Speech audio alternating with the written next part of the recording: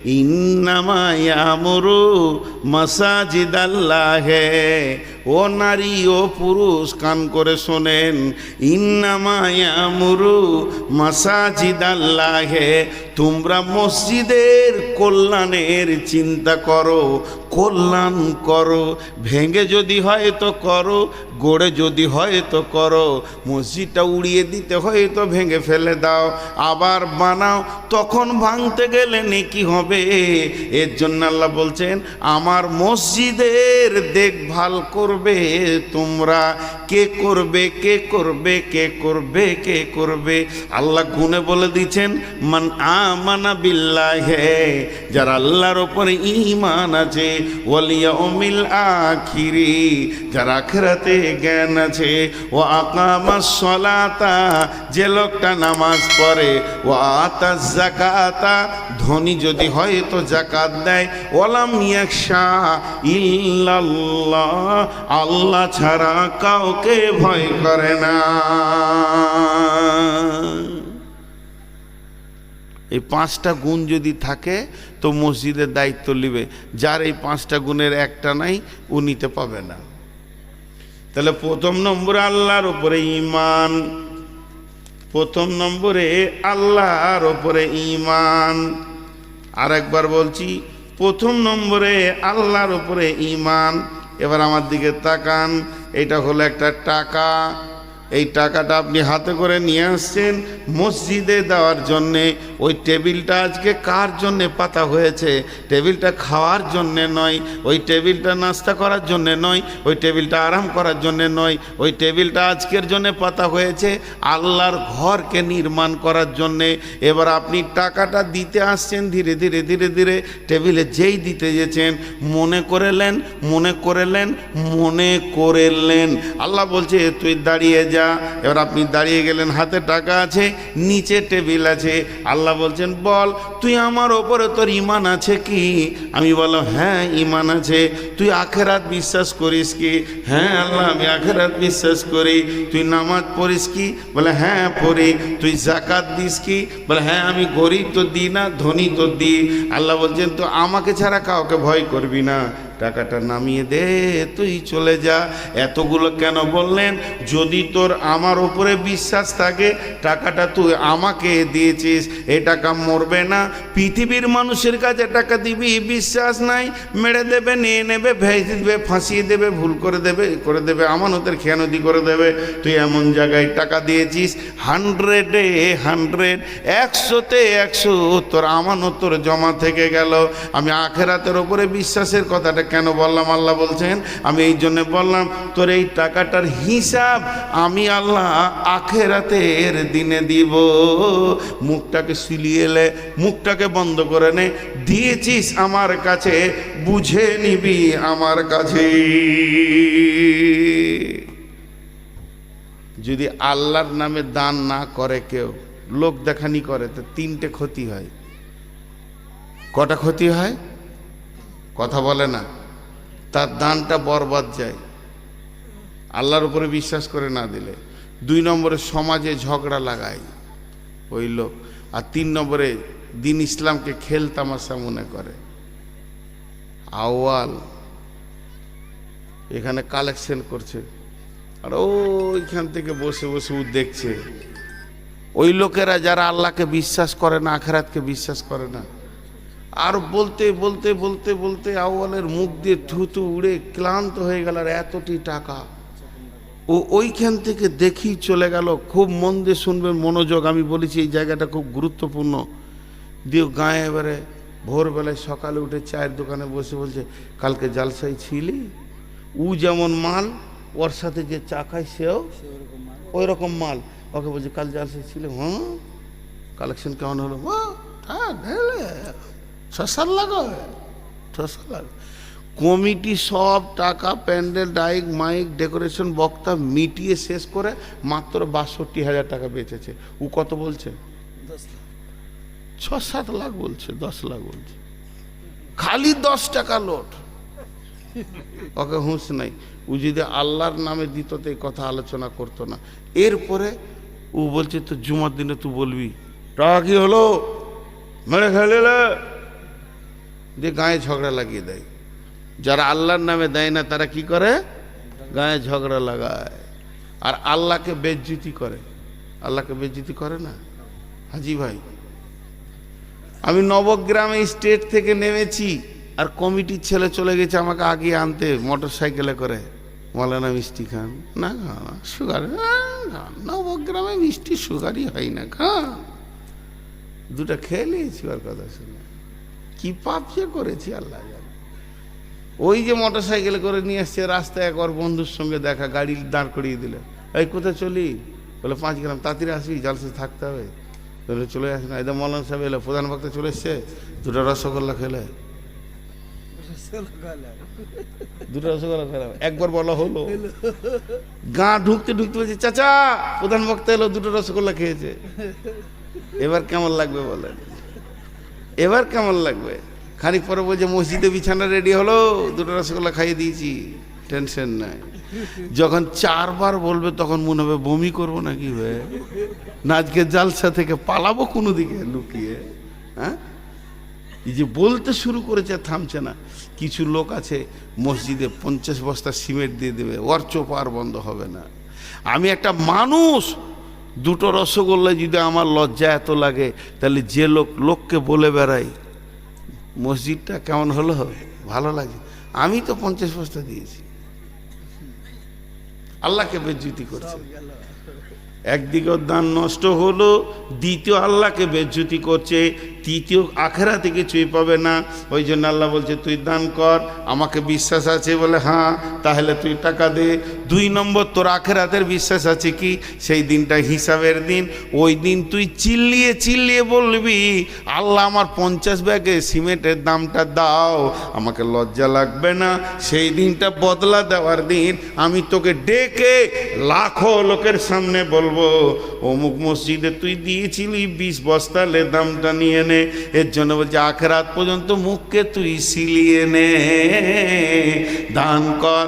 ও Akamas সালাতা, আজান শুনে তুই নামাজ পড়। বড় বড় দাতা আছে নামাজ পড়ে না? বড় বড় দাতা আছে না নাই? ও ইসলামকে খেলতামাশা মনে করে। আপনাদের এইদিকে দড়ির উপরে বাচ্চা ছেলে হাঁটে দেখেছেন? এরকম করে বাঁশ বেঁধে দেখেছি কি না? আপনাদের সভাপতি হিসাবে একটা খেলা দেখছি ওরকম আর কি। আর 50 টাকা দিয়ে দিয়েছে। আমি বললাম টাকা দিলে ভালো লাগলো ভাই। বললাম খেলাটা ভালো লাগলো? বলে হ্যাঁ ভালো লাগলো। খুব ভালো লাগলো? বলে খুব ভালো লাগলো। উফ, ছেলেটা কি সুন্দর গো, ভালো, কি ব্যালেন্স বাবার বন তফসির করছে, কি ব্যালেন্স। আমি তখন বলছি তা আপনি উঠেন, ঠ্যাং ভাঙবে। তো এত ভালো যখন, তা ভালো কাজ তো আপনিও করেন। তাহলে খেল টাকা দিয়ে করানো যায়, দেখা যায়, আনন্দ পাওয়া যায়। কাজ কিন্তু সবারই জন্য ওটা খেল ছিল, বাচ্চাটার জন্য ওটা কাজ ছিল, ঠিক না বল? তো কিছু লোক আছে টাকা দিয়ে বলে মসজিদ, তোরা নামাজ পড়া, তুমি চলো, ঢুকবো না। আল্লাহ বলছে তোর মুখে ঝাঁটা, তুই কোটি টাকা দিলেও লাভ হবে না। এর জন্য বলছো আকামা সালাতা, যদি তোমার মসজিদ অত দরদি আছো, 2 ব্যাগে সিমেন্ট দিচ্ছ, তাহলে নিজে ঢুকো। তুমি সিমেন্ট দেওয়ার আগে নিজে ঢুকো, তোমাকে সিমেন্ট লাগবে না। আমি তো সিমেন্ট চাইনি, মাটিতে নামাজ হবে। জি, সাহাবীদের জামানায় সাজদা করেছে, কপালে কাদামাটি চলে এসছে, নামাজ আরশ পর্যন্ত পৌঁছে গেছে। আর এখন মার্বেলে মাথা ঠুকে ছাদ পার হচ্ছে না। বন্ধুরা আমার, আমাদের অবস্থাটা এরকম হয়ে গেছে। ওই জন্য আল্লাহ বলছেন ও আকামাস সালাতা ও আতা যাকাতা, ও ধনী ব্যক্তিরা তোমরা যাকাত দাও। ওয়ালাম ইয়াখশা ইল্লাল্লাহ, মসজিদ বানাবে তো আল্লাহ ছাড়া কাউকে ভয় করিও না। এবার কমিটিকে বলি, এটা হলো টাকাটা এখন কার? টেবিলে যে টাকাটা, যেটা আমার নয়, আপনার নয়, কারও নয়, দাতার নয়, কার নয়, কোনো মহিলার নয়, কোনো পুরুষের নয়, মাস্টারের নয়, ডাক্তারের নয়, মৌলানার নয়, মুফতির নয়। টাকাটার মালিক কে? দান কাকে করেছেন? টাকাটার মালিক কে? এখন আমি ওই টাকাটা এমনি করে হাত দিতে গেছি, যেহেতু আমি মসজিদের সেক্রেটারি, মসজিদের ক্যাশিয়ার, টাকাটা এবার আমার কাছে রাখবো। আল্লাহ বলছে দাঁড়া, হাত দিস না। মানা বিল্লাহি, তোর আল্লাহর ওপর ঈমান আছে কি বল? হ্যাঁ ঈমান আছে, বিশ্বাস করি। বলি ইয়াউমিল আখিরে, কিয়ামতের দিনের বিশ্বাস আছে কি বল? বলে হ্যাঁ কিয়ামতের বিশ্বাস আছে। তুই কি নামাজ পড়িস? বলে হ্যাঁ নামাজ পড়ি। তুই যাকাত দিস? বলে হ্যাঁ আমি যাকাত দিই। তুই আল্লাহকে ছাড়া কাউকে ভয় করিস না? বলে না। বলে তাহলে টাকাটা নিয়ে যা, তোর কাছে রাখ। তাছাড়া কোনো বেঈমানের কাছে আমার টাকা থাকবে এটা নয়। পার্টির জোরে, গায়ের জোরে, ক্ষমতার জোরে, বংশের জোরে, লাঠির জোরে তুমি মসজিদের সেক্রেটারি ক্যাশিয়ার হতে পারো, কিন্তু এমন একটা দিন আসবে পিঠে চামড়া চলে যাবে, খাসি খালানো করে আল্লাহ খালাবে, উল্টা দিকে টেঙে দিয়ে চচ্চর চচ্চর করে তোমার চামড়া নামাবে। সেই দিন তোমার বুঝে আসবে যে আমি কত বড় বেঈমানি করেছিলাম। আল্লাহর ঘরে টাকা না পাক হাতে লাড়াচাড়া করেছি, যে হাতে সুদের টাকা লেড়েছি ওই হাতে আল্লাহর ঘরে পবিত্র টাকাকে নিয়ে নোংরামি করেছি। আমার মতো বেঈমান আর পৃথিবীর মাটিতে দ্বিতীয় কেউ হতে পারে না। জি আল্লাহ বলছে খবরদার আমার টাকায় হাত দিবি না তুই যদি নামাজ না পড়িস। আর আখেরাতের জ্ঞান আছে? বলে হ্যাঁ আছে। তাহলে টাকা নিয়ে যা, হিসাব লাগবে আখেরাতের দিন। কিন্তু লাগবে কি লাগবে না? মসজিদের যার দায়িত্ব আছে ক্যাশিয়ার, জুমার দিন উঠে বলছে ওই জুমা করার লোক বসে যান, সব বসে গেল।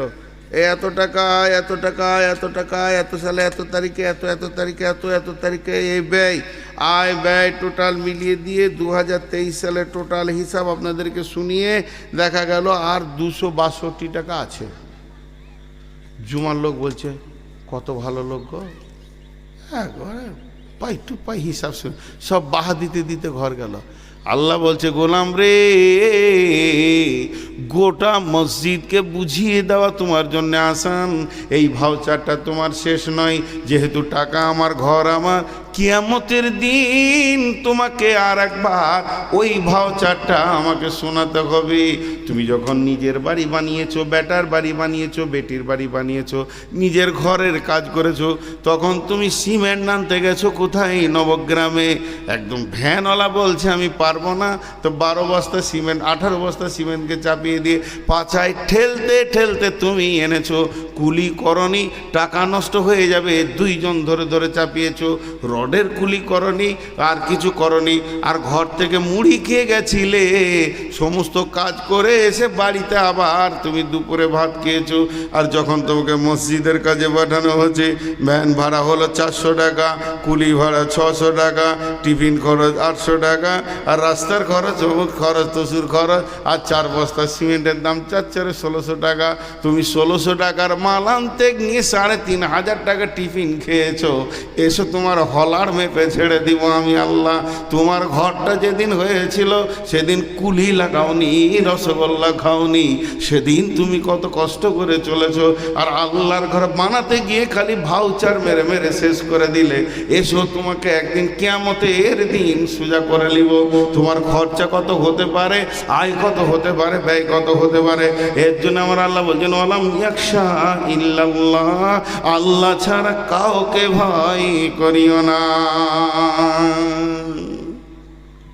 জি আল্লাহ নিবে না ভাউচার কিয়ামতের মাঠে? খালি মসজিদের সেক্রেটারি হওয়া খুব খুশি, ওর গা গরম হয়ে গেছে সহ্য করতে। কিন্তু মসজিদের শুধু এখানকার কথা বলছি, ডানে বামে তাকানোর এমনও আছে, দাঁড়ান একটু আগাতে দেন, এমন আছে যে পঙ্খান্ন হিসাব রাখে। ওয়ালাম ইয়াখশা ইল্লাল্লাহটা কেন বললেন? এর ঘটনাটা জানেন? পাবলিকও কম খচ্চর লয়। সত্য একটা ঘটনা শোনাই আপনাদেরকে। এমনও মসজিদের ক্যাশিয়ার আছে, আল্লাহর কসম দিয়ে বলছি, এমনও মসজিদের ক্যাশিয়ার আছে ও হাট বাজার চলাফেরা যা করে নিজের খরচা, 1 টাকা না লাই মাদ্রাসায়, না লাই মসজিদে।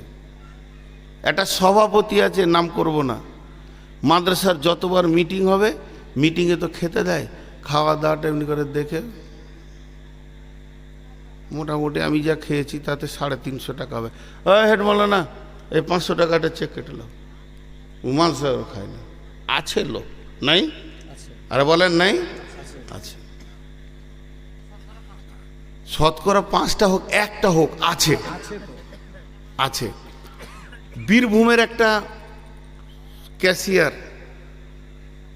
তো ওর কাছে যখন মসজিদের হিসাব নেওয়া গেল তো টাকাগুলো এমনি করে খুলছে, তো টাকাকে করা যেছে না, গোনা যেছে না, মানে যে টাকা ওইটাই ভরে রেখেছে। আর কোন যুগের টাকা যে রেখেছে, 2 তলা বানাবে তো ওই টাকাকে পানি দিয়ে দিয়ে এমনি করে ছাড়াইতে হলো। আমি একটা মসজিদের দায়িত্ব নিয়েছিলাম, যেটা ভেঙে তৈরি করলাম। ওই মসজিদের ক্যাশিয়ার একটা বড় দোকানদার, বিজনেসম্যান, ওনাকে বললাম যে ভাই টাকাগুলো দেন। হ্যাঁ ভাই দিব কাল। পরের দিন আমার কাছে নিয়েছে, আজারে দিল। সে কোন যুগের টাকা, পুরাতন নোটও খুঁজে পেয়েছি, লারেনি আছে। আপনার মনে হচ্ছে শতকরা 5টা, আমার মনে হচ্ছে শতকরা 40টা আছে। আল্লাহর ঘরের টাকা যে সে লোকের হাতে আল্লাহ দেয় না, তবে বেঈমানও আছে, আপনার কথাটা অস্বীকার করার নয়। তো এবার আল্লাহ বলছে আমাকে ছাড়া কাউকে ভয় করিস না তুই। এটা কেন বললেন? কেন বললেন? কেন বললেন? আবার বলছি কেন বললেন আল্লাহ? ওয়ালাম ইয়াখশা ইল্লাল্লাহ। হে মসজিদের সেক্রেটারি, মসজিদের সভাপতি, মসজিদের ক্যাশিয়ার, তুই আমাকে খালি ভয় কর। তার মানে উনি বলতে চাইছে তুই বিন বিন বিন বিন বিন বিন করে মনে মনে মনে মনে দেখবি 1 টাকা বেইমানি খাইনি, 1 টাকা বেইমানি লিনি, 1 টাকা কম বেশি করিনি। আমাকে যদি ভয় করে তুই চলিস, আর গাঁওয়ালা যদি বলে মেরে নিলে খেয়ে নিলে, ওদের মুখে মেরে দিবি, ও কথা কান করবি না, তোর কাছেই আমার টাকা রাখবি। জাহান্নাম তো ওদের হাতে নাই, জাহান্নাম আমার হাতে আছে। গোটা গাঁ বলুক, ওদের মুখে মেরে দে, তুই আমাকে খালি ঠিক রাখ যে হ্যাঁ আমি ঠিক আছি, তাহলে তোকে আর কাউকে ভয় করতে হবে না। জি, একটা জালসা হলো, 6 থেকে 7 লাখ টাকা কালেকশন হলো জালসায়। তো সেই টাকাটা একটা ক্যাশিয়ারের কাছে আছে। তুই দেখ আল্লাহর সঙ্গে মিলিয়ে ঠিক আছিস? হ্যাঁ, তা চল, আর কাউকে ভয় করিস না। এর মানে হচ্ছে ওয়ালাম ইয়াখশা ইল্লাল্লাহ। একটা ঘটনা শোনাবো। মসজিদের এরকম কালেকশনের জালসা চলছে, মসজিদের কালেকশনের জালসা। আর যার কাছে মসজিদের টাকা থাকে, ওর বেটা উচ্চ মাধ্যমিক পরীক্ষা দিয়েছে, পরীক্ষা দিয়ে ও মাধ্যমিক দিয়েছে। তো আব্বাকে বলেছে আব্বা একটা গাড়ি কিনে দাও, হুন্ডা। তা বলেছে না, তুই উচ্চ মাধ্যমিক দিবি, সেদিন দিব। তো ধৈর্য ধরে আছে, উচ্চ মাধ্যমিক হয়েছে, আর প্যাশন প্রো গাড়ি, হিরো হুন্ডা প্যাশন প্রো, তাও বলে দিচ্ছি গাড়িটা। এখন আমার এলাকায় গাড়িটা বড় কিনবে, দাম সেই জামানার কথা বলছি 75, 60, 65-র মধ্যে দাম ছিল। তো 65,000 টাকা তখন জোগাড় করা অনেক কঠিন। এবার ওর আব্বা বলছে দেখ, গাড়ি কিনতে যাওয়ার আমার সময় নেই, কালকে জালসা, আজকে মাল কিনতে হবে, এই করতে হবে, ওই করতে হবে। তো জালসার 3 দিন আগে থেকে ঘর দিকে তাকাতে পেরেছে না, দরাদরি। সে ক্যাশিয়ার, তো তুই রেডি হ, জালসা ইনশাআল্লাহ রবিবার হয়ে যাবে, সোমবার বাপ বেটা যে গাড়ি কিনে নিয়ে আসবো, যা তোকে গাড়ি আগে কিনে দিব। তো ছেলে মানুষ বুঝে নিলে যে আব্বা ব্যস্ত। রবিবার জালসা হয়ে গেছে, রাতে সারা রাত বসে হিসাব নিকাশ ক্যাশ নিয়ে বাড়ি চলে গেছে। সোমবার দিন সকালে বাপ বেটা গাড়ি কিনতে গেছে। গাড়িটা কিভাবে কিনছে? ওর আব্বা দিয়েছে 30,000, নানি দিয়েছে 10,000, মামারা দিয়েছে 10,000, 50,000 হলো। এক খালা দিয়েছে 5,000, 55,000 হলো। আর 10,000 কি 20,000 টাকা ধার করেছে, দিয়ে গাড়ি কিনতে গেছে। গাড়ি কিনে বাপ বেটা যে গাঁ ঢুকছে, গোটা গায়ে আলোচনা, গাড়ি কেন কিনবে না, কাল রাতেই তো টাকা নিয়েছে। গাড়ি কেন কিনবে না, কাল রাতেই তো টাকা পেয়েছু 4 লাখ। সাথে ওর বেটা গাড়ি চাপছে রে। কিন্তু আসলে ও যে কি করে কিনেছে ও জানে, আর ওর আল্লাহ জানে। এর জন্য আল্লাহ বলছেন ওয়ালাম ইয়াখশা ইল্লাল্লাহ, আল্লাহ ছাড়া কাউকে ভয় করা যাবে না। তাহলে মসজিদ বানাবে যে, মসজিদে টাকা রাখবে যে, মসজিদে ঝাড়ু দেবে যে, মসজিদের খিদমত করবে যে, মসজিদের রং লাগাবে যে, মসজিদকে যে কোনো দিক থেকে দেখবে যে, তার 5টা গুণ থাকতে হবে। 1 নম্বর হলো আল্লাহর উপরে ঈমান, 2 নম্বর হলো আখিরাতের উপর ঈমান, 3 নম্বর হলো নামাজ পড়তে হবে, 4 নম্বর হলো যাকাত দিতে হবে, হবে। 5 নম্বরে হচ্ছে আল্লাহ ছাড়া কাউকে ভয় করা যাবে না।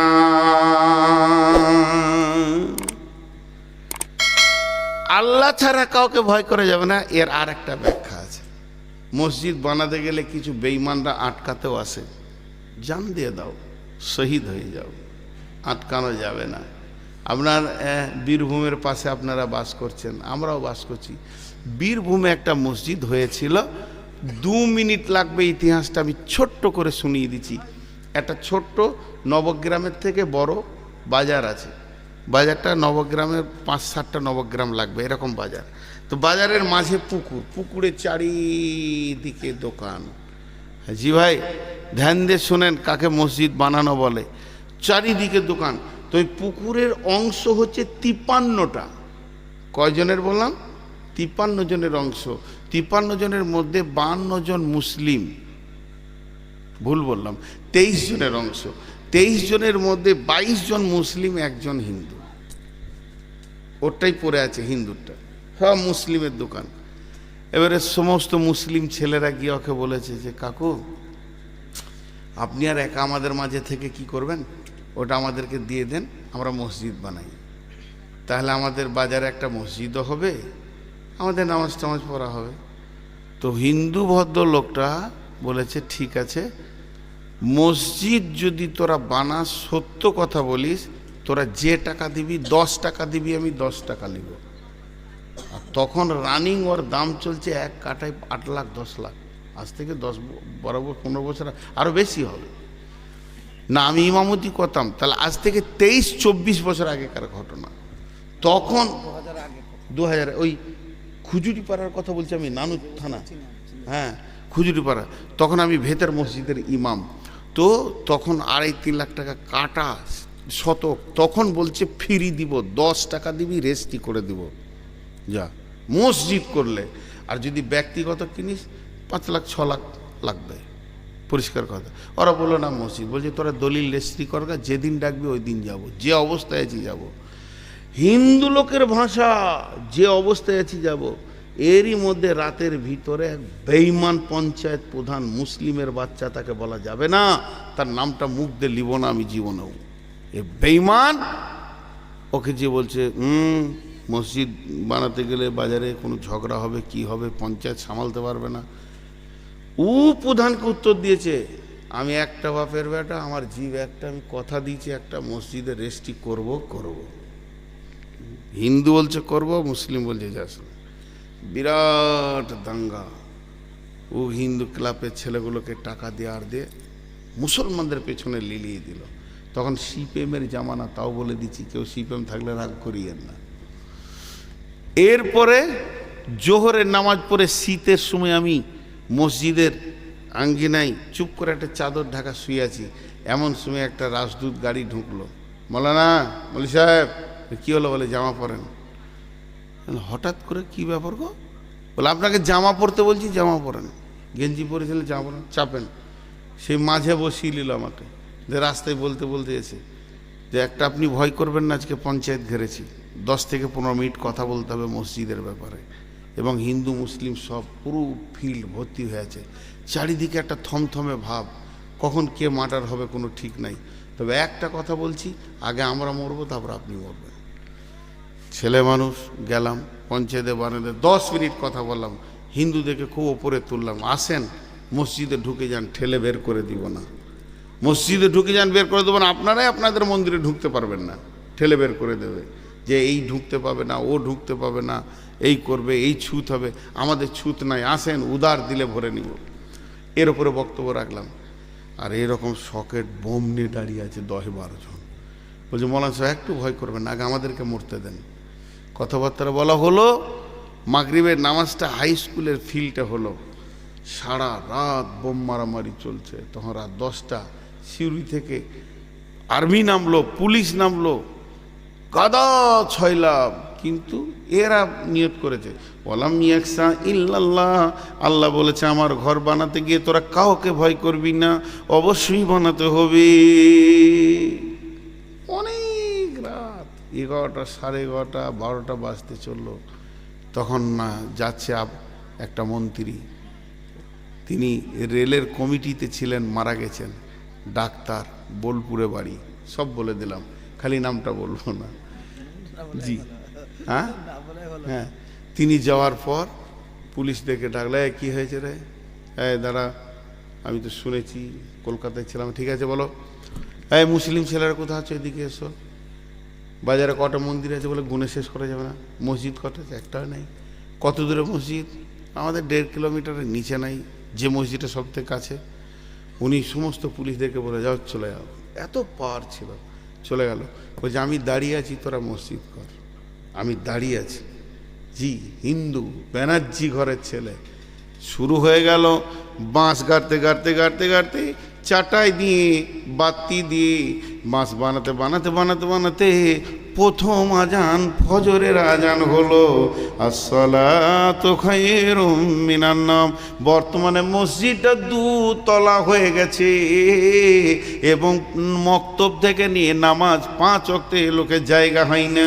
তো আল্লাহ তাবারাক ওয়া তাআলা বলছেন, পৃথিবীর মাটিতে মসজিদ বানাবি, কলিজাটা দিয়ে দে, প্রয়োজন হলে কলিজাটা নিয়ে নে। ওয়ালাম ইয়াখশা ইল্লাল্লাহ, আল্লাহ ছাড়া তোরা কাউকে ভয় করবি না। কিন্তু আজকে একটা মসজিদ আমাদের কাছ থেকে চলে গেল। আরও কিছু টার্গেট করেছে। কিন্তু দুঃখের বিষয় কোনটা জানেন? এখান থেকে 3000 কিলোমিটার দূরে মসজিদ চলে গেল। যা 3 কোটি কিলোমিটার দূরে গেলেও কলিজাতে লাগবে, লেগেছে। কিন্তু বাড়ির পাশে মসজিদটা কেউ ঢুকেছে? এখনো কেউ ঢুকেছে? বলেন একবার এই কথাটা উত্তর দেন। 10 হাত দূরে আপনার যে বাড়ির পাশে মসজিদ, সেটা এখনো ঢুকেনি। ভাই, ওই জিদে যদি সমস্ত মুসলমান একসঙ্গে মসজিদ ঢুকে যেত, তা ইনশাআল্লাহ ও মসজিদ ফেরত চলে আসতো। কোরআন আছে, ওয়াদাল্লাহুল্লাযীনা আমানু মিনকুম ওয়া আমিলুস সালিহাতি লা ইস্তাকলিফান্নাহুম ফিল আরদি কামা ইস্তাকলাফাল্লাযীনা মিন ক্বাবলিকুম। ভাইয়া, আপনাদের কাছে প্রায় 5 মিনিট কম 2 ঘন্টা বকে দিয়েছি। 5 মিনিট কম 55তে শুরু করেছি। তো এখন আমি আপনাদের কাছে আর লম্বা চওড়া কিছু বলবো না। যদি মসজিদকে কেউ ভালোবাসে, 3টে হাদিসের টুকরো খালি আপনাদেরকে বলছি। হাতগুলো ধরছি, টাকা আপনার পকেটে আছে, আমি চাইবো মন গেলে দেবেন, না মন গেলে আমি জোর করে নিব না, আপনার গর্দন ধরে আমি নিব না। কিন্তু খালি হাদিসের টুকরো 3টে শুনে নেন। বিশ্বনবী বলছেন, কারো দিলটা যদি মসজিদে পড়ে থাকে, ওরা জুলুন কালবহু মুআল্লাকুন ফিল মাসাজিদে, তা সেই লোকটা কি হবে? কঠিন কিয়ামতের দিনে রহমতের ছায়াতে জায়গা পাবে।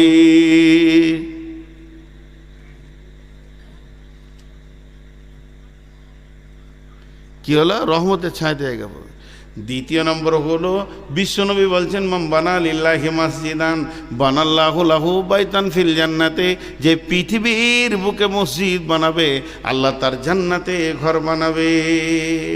3 নম্বরটা শুনেলেন, মা বোন বেটি খালা যেগুলি আছে শুনেলেন। নবীজির জামানায় একটা মেয়ে মাঝে মাঝে এসে মসজিদকে পরিষ্কার পরিচ্ছন্ন করে দিয়ে চলে যেত। নবীজিকে না খবর দিয়ে, মেয়েটা মারা গেছে, জানাজা হয়ে গেছে। নবীজি বলছেন, মেয়েটি কই আর আসে না কেন? সাহাবীরা বলেন, রাসূলুল্লাহ, মেয়েটি মারা গেছে, জানাজা হয়ে গেছে। নবীজি বললেন, তার কবরের কাছে আমাকে নিয়ে চলো, আমি তার জন্য আল্লাহর কাছে মাগফিরাতের দোয়া চাইব। বন্ধুরা আমার, বিশ্বনবীর জামানায় মসজিদে নববীতে আঁধারে নামাজ হতো। এতটুকু পয়সা ছিল না যে একটা প্রদীপ কিনে জ্বালাবো। একজন সাহাবীর নাম বুরাইদা, হযরতে বুরাইদা সর্বপ্রথম একটা মাটির পাত্রে চর্বি রেখে কাপড়ে, পুরাতন কাপড়কে পলতে বানিয়ে দিয়ে আগুন জ্বালিয়ে দিয়েছেন। নবীজি বললেন, কে জ্বালালে গো? মসজিদে কে আলি জ্বাললে? বুরাইদা মাথা নামো করছে, ভুল করলাম নাকি? কিন্তু নবীজি বলছেন, ও বুরাইদা, তুমি আলোটা জ্বালিয়ে কি লাভ করেছো শুনে লাও। তুমি আমার মনকে কেড়ে নিয়েছো, আমার দিলকে কেড়ে নিয়েছো। যদি তুমি আমার মনকে কতটা কেড়ে নিয়েছো তুমি শুনে লাও। আমার যদি 5 নম্বর কোনো মেয়ে থাকতো, কিংবা কোনো মেয়ের বিয়ে হতে বাকি থাকতো, এখনই তোমার সাথে বিয়ে দিয়ে আমি জামাই বানিয়ে নিতাম। মসজিদ কত দামি জায়গা। আর আল্লাহ রসুল আফসোস করে একটা কথা বলেছেন, জাহারাতিল আসওয়াত ফিল মাসাজিদে। এই কিয়ামতের আগে মসজিদটাকে বটুখানার মতো জোরে জোরে গল্প করবে। এইটা করে ফেলেছি, বাকিগুলো করছি না। তা মেয়েদের কাছে একটা ঝাঁটার দাম নিব, সেই কোনো মা আছেন, একটা ঝাঁটার মূল্য কত? 25 টাকা। সব থেকে বেশি দাম কত? 5 লাখেও শেষ হবে না। যেই কাবা শরীফে যেগুলো ঝাড়ু দিচ্ছে মেশিনে, 5 লাখ 10 লাখ দাম। বাবজি বসেন, কালেকশনের সময় পালিয়ে যাওয়াটা ভালো মানুষের লক্ষণ লয়। বা বসেন, জি, ওখানে কিছু দেন, 2-4 বস্তা সিমেন্ট।